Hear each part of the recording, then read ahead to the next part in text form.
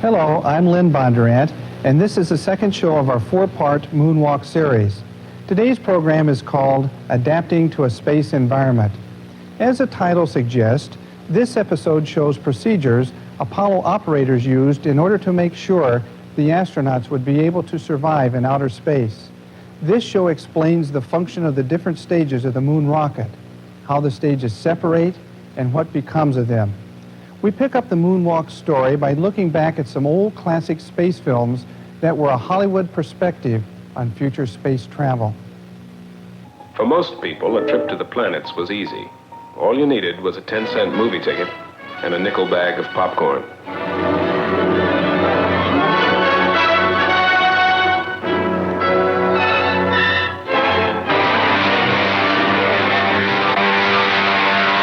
Record your speed to 1/2.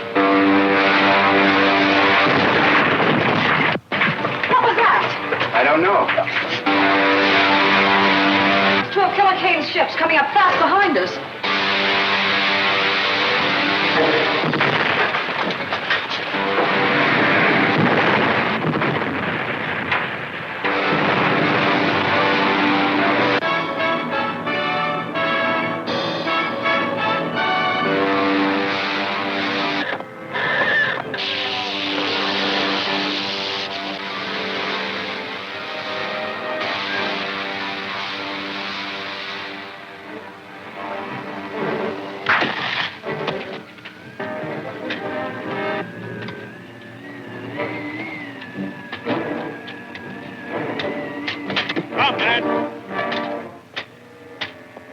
Thanks for saving us. Stand back. You're prisoners. Prisoners? Silence! You ought to be taken to... Uh-oh. Here they come. You better put in reverse, Doc. Look, Flash!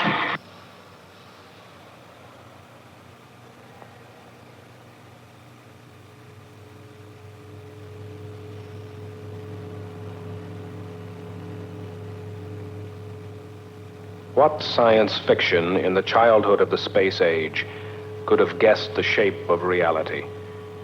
The Saturn V rocket. 3 stages, 28 stories tall, with 11 engines as powerful as all the waterfalls in North America combined. Years in the planning, months in the building and testing, the Saturn first stage lived but 2 minutes 41 seconds.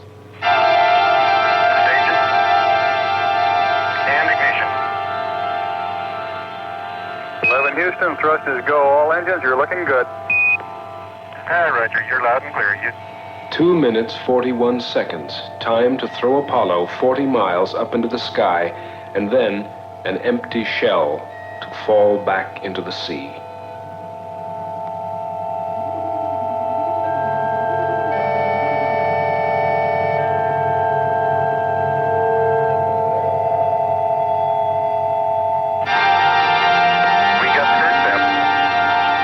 Roger, we confirm, Skirt-Zep. Tower's gone. Roger, Tower. Neil Armstrong confirming both the engine skirt separation and the launch escape tower separation. Yeah, Houston, Apollo 11 and Saturn gave us a magnificent ride. Roger, 11, we'll pass that on, and it certainly looks like you're well on your way now. 11 Houston, your guidance is converged. You're looking good.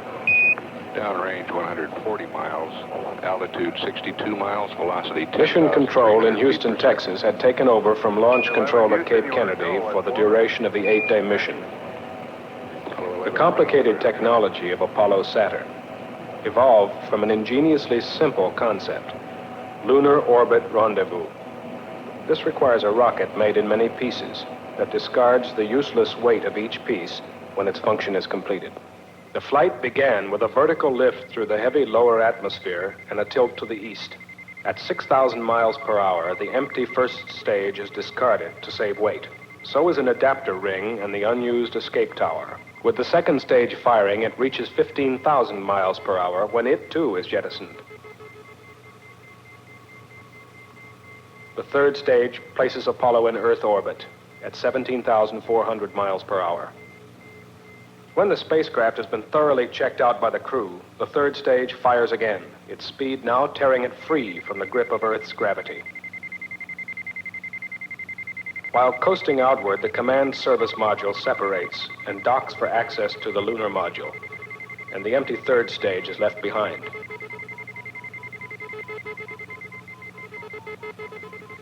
Apollo loses speed throughout 9/10 of its journey until the moon's gravity overcomes the pull of Earth.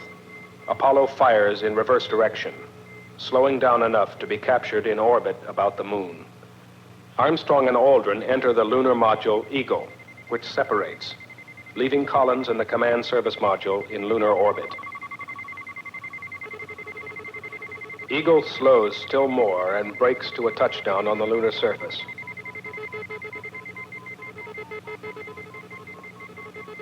After the moonwalk, the upper stage of the Eagle lifts off, leaving behind the now useless landing stage, and swings into orbit to dock with Columbia once again. When the crew and moon samples are transferred to the command service module, the lunar module is discarded. The command service module fires itself out of lunar orbit and falls back to Earth.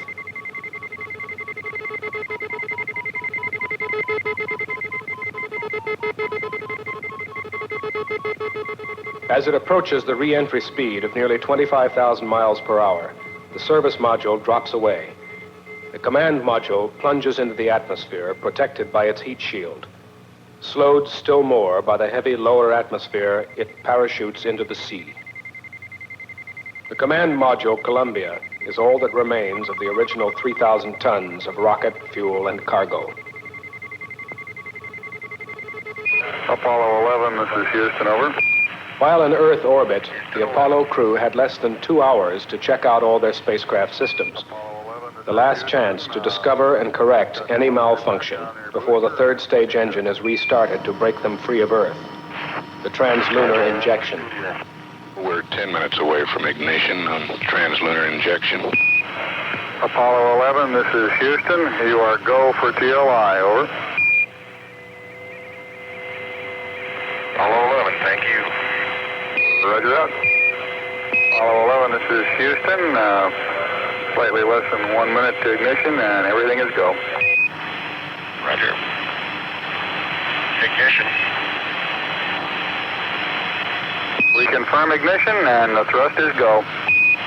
Apollo 11, Roger. Guidance looking good. Velocity 26,000 feet per second. Telemetry and radar tracking both solid. Velocity 27,800 feet per second. Through the window of the command module, the Earth gently slipped away. Apollo 11, this is Houston. Thrust is good. Everything's still looking good. Roger. 29,000 feet per second, building up toward 30,000 feet per second. Apollo 11, this is Houston. Around 3.5 minutes. You're still looking good. Your predicted cutoff is right on the nominal. Deep space tracking antennas, a third of a world apart, listened to Apollo and spoke to Apollo. As the Earth turned, at least one of them would have contact with Apollo at all times, except when it passed behind the moon. 34,000 feet per second now, altitude 152.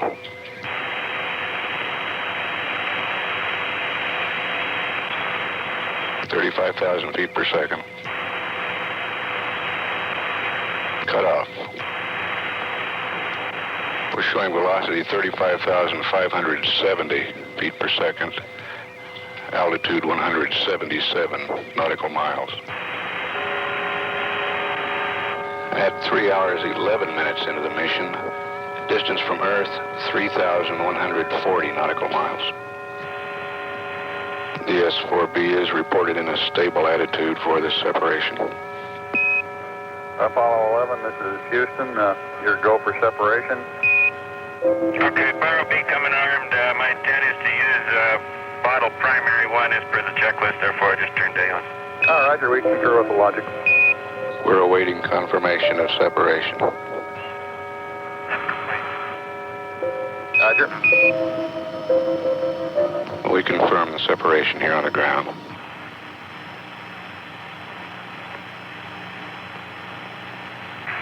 Apollo 11, this is Houston. Radio check, over.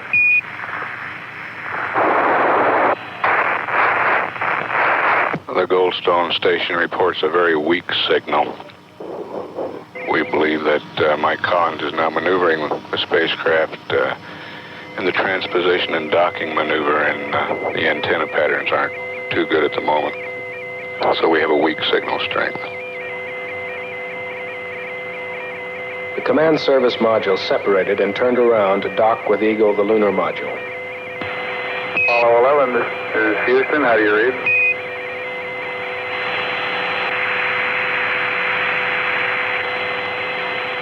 Apollo 11, this is Houston. Radio check, over. Roger, we're copying you about 5 by 2. Very weak. Can you give us a status report, please?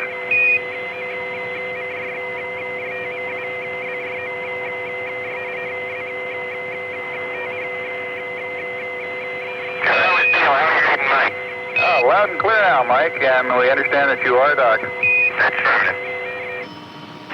Hello, Apollo 11, Houston. We recommend you accept the 949.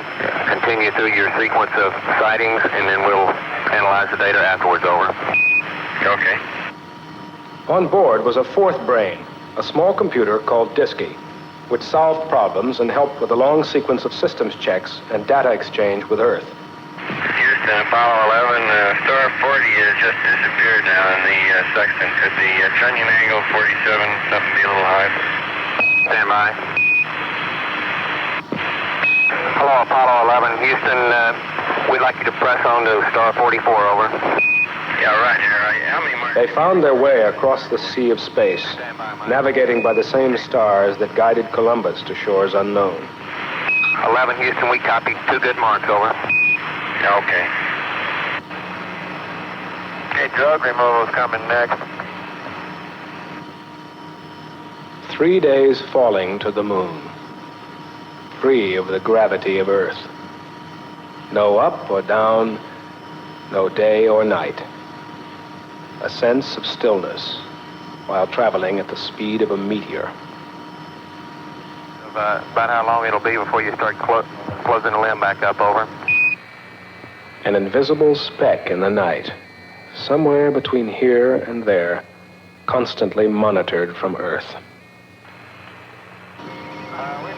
Within this tiny spacecraft, a temporary Earth environment, warmth, air, food, water, everything necessary to sustain life. Beyond these fragile walls, nothingness, absolute cold, an end to life.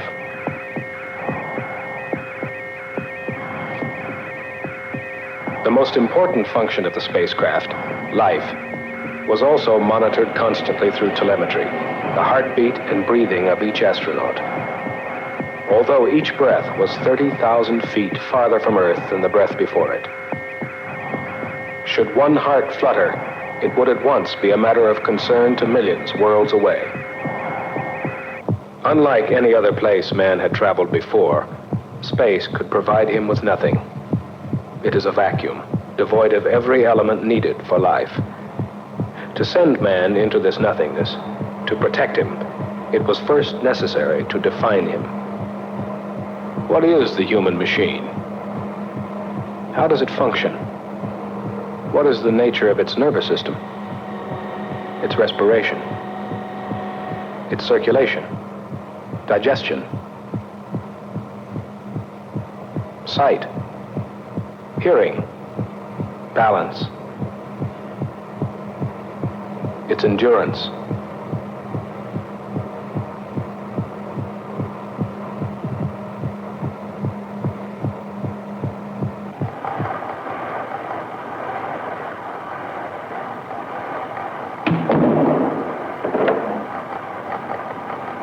gases to breathe should he take with him from Earth?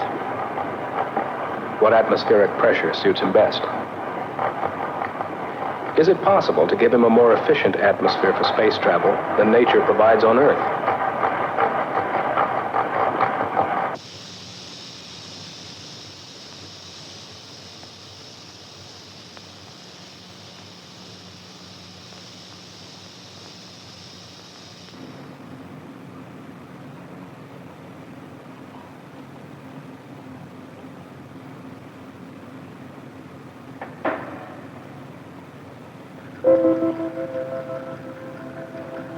The moon is 250 degrees hot in sunlight and 240 degrees below zero in the middle of its night. How long can a man bake or freeze? What protection will he need from this inhuman environment?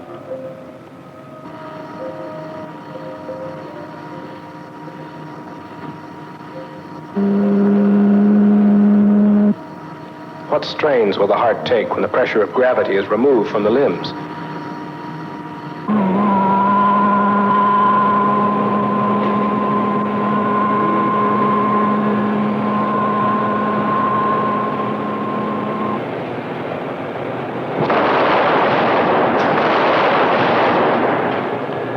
What protection will the body need from sudden deceleration or acceleration?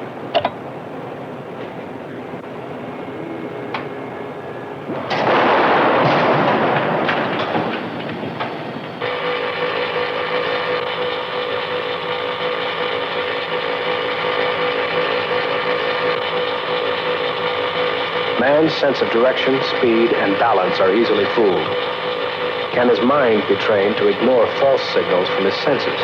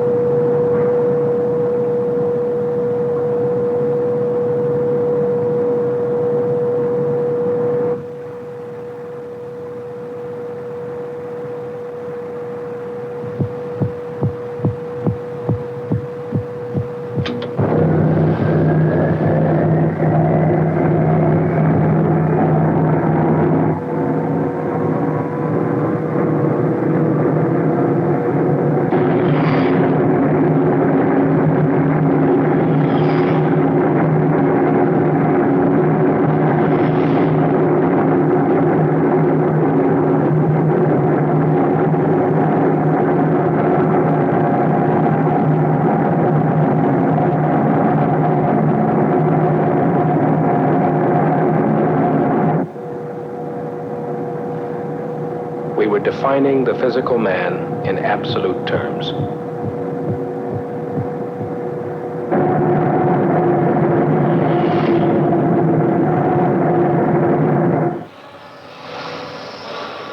Once we knew man's limitations, we could build him an artificial environment for space travel. Columbia, the command module, was a supreme achievement of the technology of its age. It was a mini planet, complete with its own environmental control system, telecommunications, electrical power, guidance, navigation, stabilization, propulsion, reaction control. It provided hot and cold water and removed carbon dioxide from the air. 3 men could live here for more than a week, eat, work, sleep, shave, exercise, and listen to music. It was micrometeor-proof, burn-proof, and seaworthy, and it could tilt itself in any direction. In short, it was the most intricate and sophisticated machine ever made by man. As for man, however, we're stuck with the original model. All we can do is add an outer layer of things he does not naturally have. Space medicine showed us where man is vulnerable, and we learned to compensate for most of the weaknesses with technology and careful workmanship.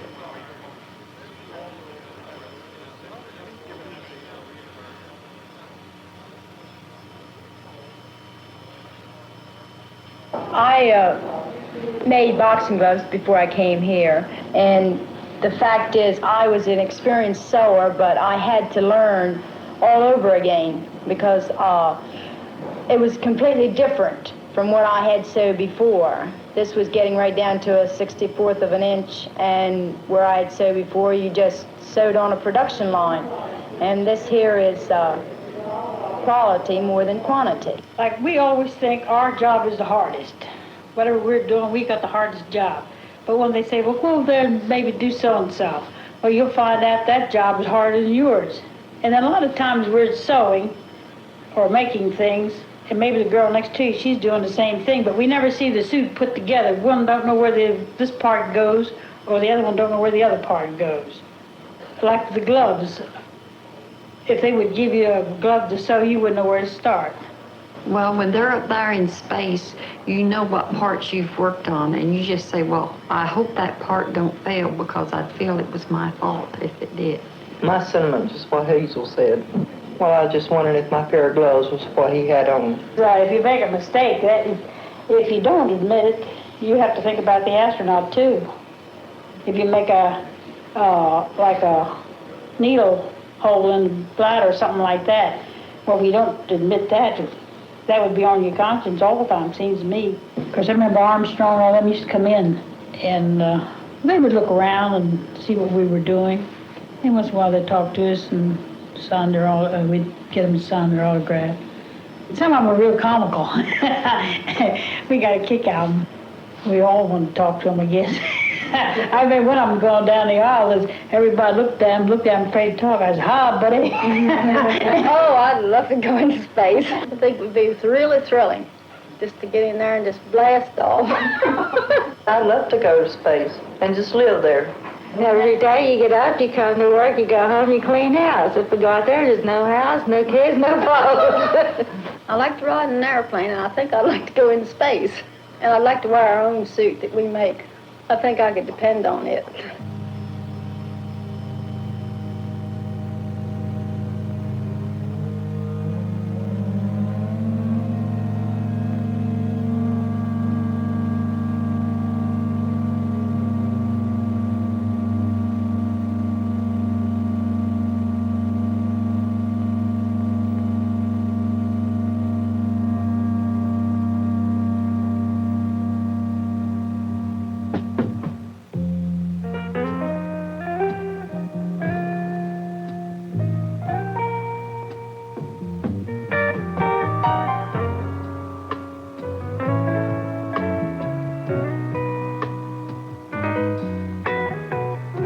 After body electrodes have been attached to monitor heartbeat and breathing, the first items of clothing are the water-cooled underwear and a urine collector.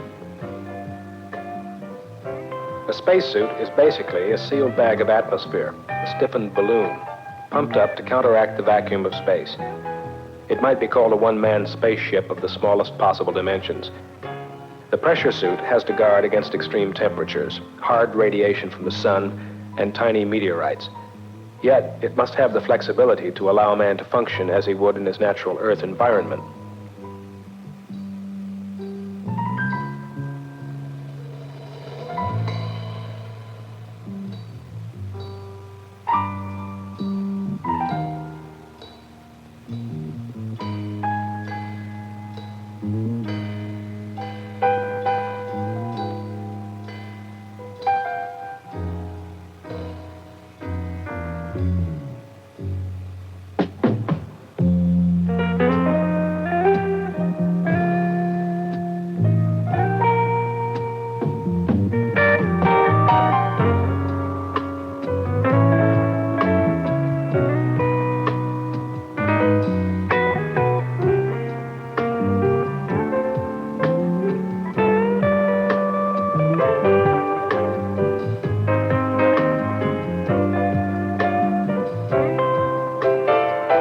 Backpack cleans and cools the suit's oxygen.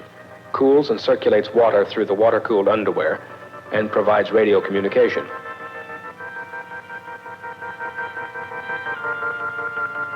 Over the pressure helmet is a clear visor, then a gold-coated visor to protect against micrometeors and solar radiation. The final test was, how would the suit work in the silent, weightless world of space?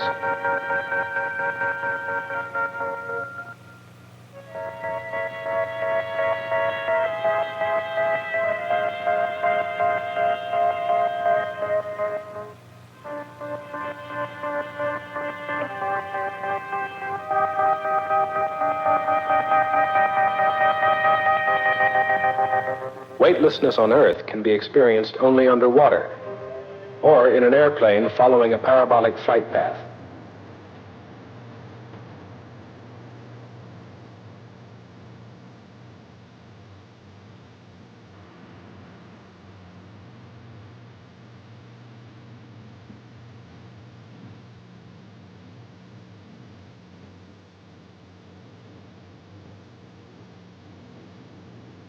The only true test was in space itself.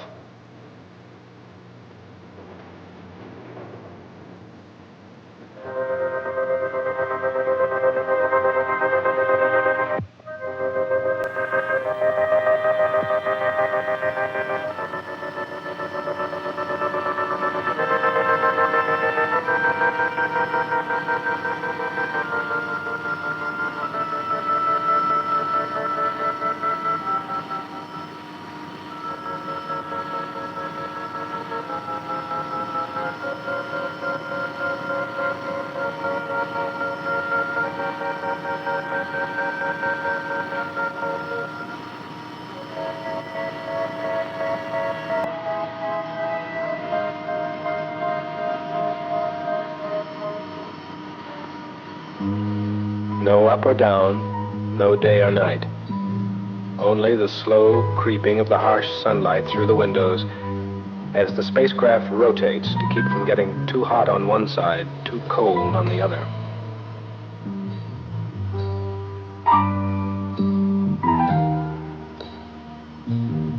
They carried with them the biological day of the Earthling. 3 meals, a snack or two, 8 hours of sleep. Time to work, time to relax, time to reflect. 3 days, falling upward to the moon. Now the stage is set for man to venture onto the moon. The many space simulations proved to be most effective. Now it is time to take the knowledge gained from these tests out into space. And this is exactly what happens in next week's program called One Small Step. I'm Lynn Bondurant.